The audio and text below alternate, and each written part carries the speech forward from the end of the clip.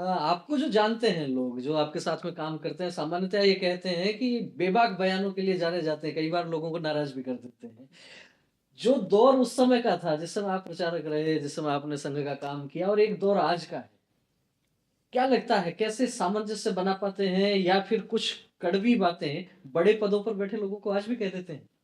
देखिए, एक तो ये है कि पहले अभी भी जब कोई काम टास्क मिलता है संघ में और पूरा नहीं होता है तो आर्मी में होने के कारण से मुझे बड़ा झुंझलाहट होती है, ना कैसे हो गया? फिर देखता हूँ कि अरे! ये संघ है, तो वो लगता है। लेकिन अब उनको ये कोई महसूस नहीं कराएँगे, बात नहीं कहेंगे, तो मालूम कैसे चलेगा? और बात जिस उनको बताएँगे तो उनको बुरा लगेगा, क्योंकि आजकल सब अपनी प्रशंसा या अपना पक्ष में सुनने की कोशिश करते हैं। हुँ, हुँ। लेकिन मेरे को इसके फ़र्क नहीं पड़ता। क्यों नहीं फ़र्क पड़ता? कि जो संघ का दायित्व मिला है, समय जो देना चाहिए, हुँ। उतना समय मैं देता हूँ। और अब ये छोटी-मोटी तो बातें कड़वी बातें, कठोर बातें कह देते हैं कभी-कभी? बिल्कुल कहने से मैं चूकता नहीं हूँ, और कह देता हूँ, लिख भी देता हूँ। और लिखने के बाद में यहाँ तक इनको अखिल भारतीय स्तर पर भी लिख देता हूँ। हुँ, हुँ। और फिर मुझे पूछा जाता है तो मैं बताता हूँ। बताने के बाद में फिर वो इतना ज़रूर है कि अरे सुनो, वो कोई गड़बड़ होगी तो पकड़ लेगा यार। कोई वो यदि प्रचारक भी समय देता है या कोई भी है, वो देखते हैं कि उसको समय देने के बाद नहीं जाओगे तो फिर पीछा छुड़ाना मुश्किल हो जाएगा। और मैं भी जो उस समय एक बार उनको कह दिया, कोई भी जैसे आए नहीं आए, प्रचारक का सम्मान करता हूँ। हुँ। प्रचारक आते हैं घर में, मेरा पूरा परिवार, बेटा भी जो है वो अपने इसका एनएमओ का जो प्रांत का प्रचार प्रमुख है, बेटी सेवा भारती में थी, बहू भी बहुत सेवा करती है, पत्नी और कुछ नहीं, लेकिन वो यही देखती रहती है कि वो लिस्ट बना के लाती रहती है कि ये गरीब है, इसको ये देना है, इसको ये देना है, ऐसा कुछ ना कुछ। तो वातावरण अभी बहुत बढ़िया है, और प्रचारक का घर में आने पर सम्मान है, लेकिन बाहर में कहे बिना नहीं रहता। और तो पर अभी समय नहीं है, इसलिए कहना भी अब धीरे धीरे कम किया है। फौज की आदतें में 70% सुधार हुआ है, 30% अभी भी अभी भी वो वाली ठसक है कसक अभी है। फौज वाली। अच्छा, क्या कुछ परिवर्तन संघ की कार्यप्रणाली में भी लगता है कुछ प्रणाली में परिवर्तन हो बहुत गया? परिवर्तन है। मैं आपको बताऊं कि जब मैं प्रचारक जीवन से लौटने लगा तो माननीय सोहन सिंह जी ने मुझे बैठा करके हुँ, यहाँ तक बात की।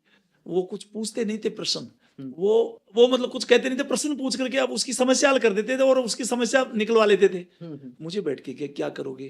तो मैंने ऐसे ही एक फार्म भर दिया था विदेश जाने के लिए। हुँ। वैसे मैं 2 बार विदेश भी गया हूँ, अच्छा, भारतीय सेना सेना के शांति सेना माध्यम के से। साथ। हुँ, हुँ, तो पूछ करके जब उन्होंने मैंने कहा कि मैं बाहर जाना, तो बाहर जाओगे, हुँ, बाहर जा करके वहाँ के रह जाओगे, फिर देश के लिए क्या करोगे? अर्थात मेरे को ऐसे घुमा दिया उन्होंने कि बीएड करो हुँ, और फिर मास्टर बन करके सेवा करो।